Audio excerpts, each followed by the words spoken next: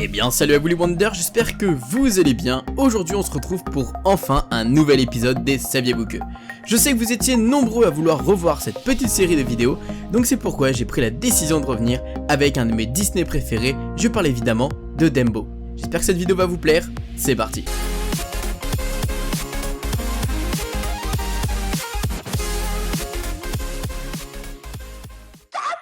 La 9e merveille du monde, le seul unique éléphant qui vole. Tout d'abord, Dumbo l'éléphant volant est le 4e long métrage des studios Disney. C'est un des plus courts films d'animation Disney avec seulement 64 minutes, mais c'est aussi l'un des plus appréciés. Ils ont eu un faible budget pour le film d'animation, seulement 812 000 $, quand on compare avec Pinocchio, 2,6 millions $. Je vous assure que 800 000 ce n'est pas beaucoup. J'espère que tout le monde connaît l'histoire de Dumbo, mais si vous ne la connaissez pas, c'est la maman de Dumbo qui va protéger son petit parce que les gens se moquent de lui à cause de ses grandes oreilles. Elle va se faire emprisonner par le directeur du cirque et Dumbo, le jeune éléphant, va devoir se dépasser pour la faire libérer. Maintenant que vous avez les bases, c'est parti. Saviez-vous que l'histoire originale est un clin d'œil à celle du vilain petit canard, mais avec un éléphant? D'ailleurs, le livre original de Dumbo l'éléphant volant est écrit en 1938 par Ellen Aberson et Harold Pearl. Disney a racheté les droits pour que le personnage lui appartienne et il passe le projet à Joey Grant et Dick Wehmer. Et d'ailleurs, saviez-vous que de base, Walt Disney prévoyait un court-métrage de Silly Symphony pour Dumbo, mais Wehmer et Grant avaient des plans plus ambitieux pour cet éléphant et ils ont eu raison. Aviez-vous remarqué que Dumbo est un des seuls personnages à ne pas parler dans le film?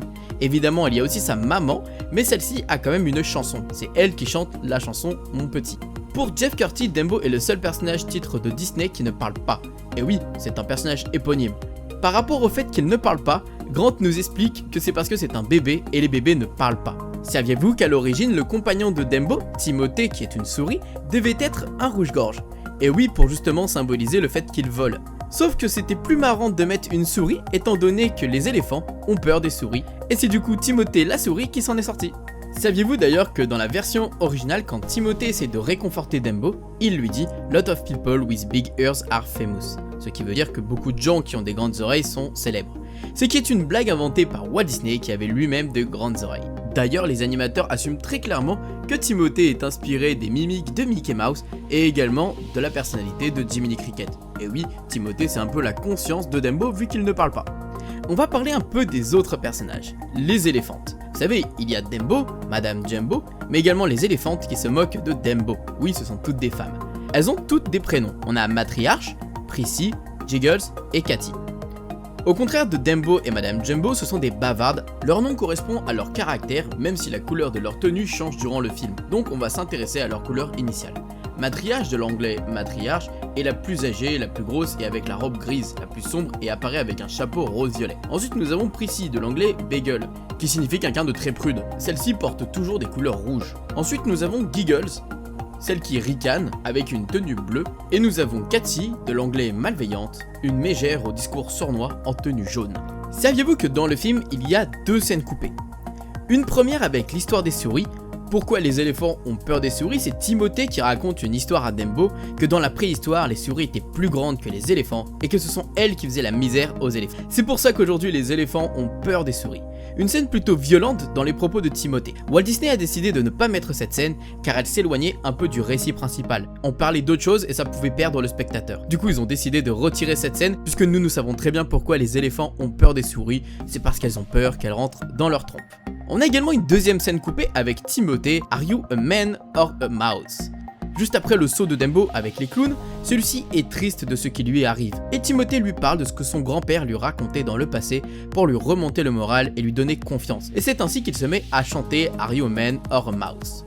On remarque avec ces deux scènes que Timothée était un personnage encore plus central à l'origine. Alors que c'est déjà un personnage qui parle énormément, c'est d'ailleurs la conscience de Dumbo, imaginez ce que ça aurait pu être s'il y avait ces deux scènes. Je vous parlais de budget tout à l'heure et saviez-vous que lors de la sortie de Dumbo, les studios Disney manquaient d'argent, à cause justement de l'échec de Pinocchio et Fantasia. C'est pourquoi il n'y avait pas un aussi gros budget que pour le film Pinocchio. D'ailleurs pour les studios Disney, c'est le film qui frôle le plus la perfection entre les 5 films d'or de Disney. Blanche-Neige, Fantasia, Pinocchio, Bambi et Dumbo. La narration qui suit son cours sans le moindre accroc, l'animation des personnages est fantastique et le film est chargé d'émotions et forcément parvient à susciter un écho durable dans le public. On parle de Dumbo tous les jours et pendant des années. Et ce qui fait la force de Dumbo, c'est que tout le monde peut se voir en lui, l'histoire du marginal qui se fait malmener et maltraiter.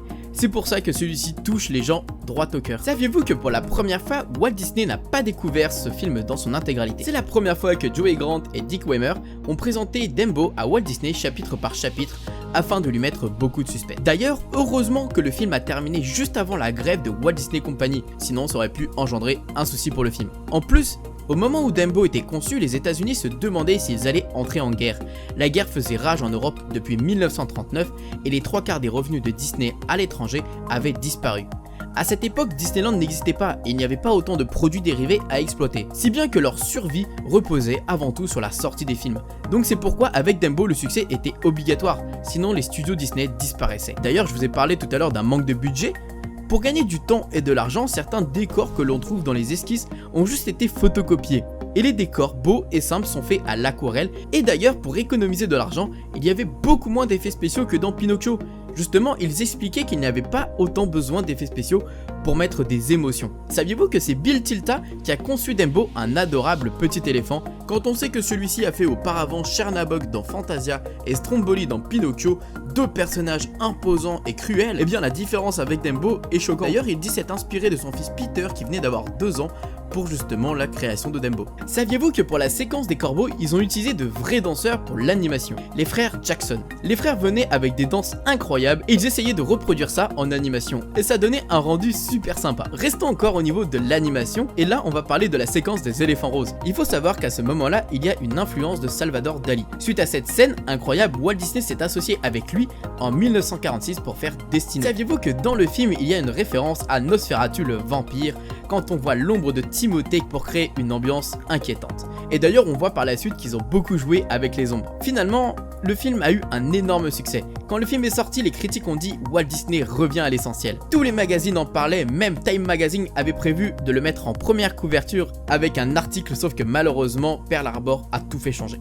Pour beaucoup, Dumbo est considéré comme le meilleur film d'animation réunissant musique, émotion et surtout côté artistique. Malheureusement, savez-vous qu'après Dumbo, Walt Disney a pris des distances avec les artistes. Les studios Disney ont beaucoup changé après Dumbo et d'une certaine manière, la gaieté de Dumbo représente peut-être le sommet et la fin de l'âge d'or des studios Disney. D'ailleurs, saviez-vous qu'en 1960, la scène des corbeaux a fait l'objet de nombreuses controverses à connotation raciale? Cette scène serait une caricature raciste de la population afro-américaine. Mais bon, nous ne sommes pas là pour débattre sur ce genre de sujet. L'équipe de Disney dit être inspirée de groupes de jazz et que de toute façon, les corbeaux ne sont pas là pour être méchants, ils sont là pour aider Dumbo. C'est eux qui donnent confiance justement à notre éléphant pour qu'il s'envole. C'est eux qui donnent la fameuse plume magique à Dumbo. D'ailleurs, on a une petite séquence d'émotion. Lorsque Timothée parle de Dumbo, les corbeaux sont émus et se retrouvent un peu en lui. Les amis, la vidéo n'est pas encore terminée, il reste encore un dernier secret et je trouve que c'est un des plus gros d'ailleurs. Mais c'est juste pour vous faire un petit rappel de ne pas oublier de vous abonner et surtout activer la cloche, c'est très important pour voir les prochaines notifications des prochaines vidéos, saviez-vous que? Et venez me rejoindre sur Instagram, plus on est de fous, plus on rit. Bref, saviez-vous qu'il devait y avoir une suite à Dumbo l'éléphant volant? Et oui, je m'explique. Comme vous le savez, Disney a pour habitude de faire des suites à des succès comme Le Roi Lion, Mulan, La Belle et la Bête ou encore Peter Pan pour se faire de l'argent facile. Et évidemment, Dumbo étant un grand succès, ils ont voulu, dans les années 2000, revenir sur ce vieux Disney pour l'anniversaire des 60. Pour cette nouvelle histoire, Dumbo et ses amis devaient se retrouver dans une ville et être perdus. Le but évidemment c'était de retrouver son chemin. On allait retrouver Dumbo, mais ainsi que des nouveaux amis comme Godefroy, un hippopotame, Dot, le zèbre qui s'interroge sur ce qui l'entoure, Penny, une autruche qui est énormément jalouse de Dumbo, ou encore Claude et Loli, 2 ours frères et sœurs surexcités.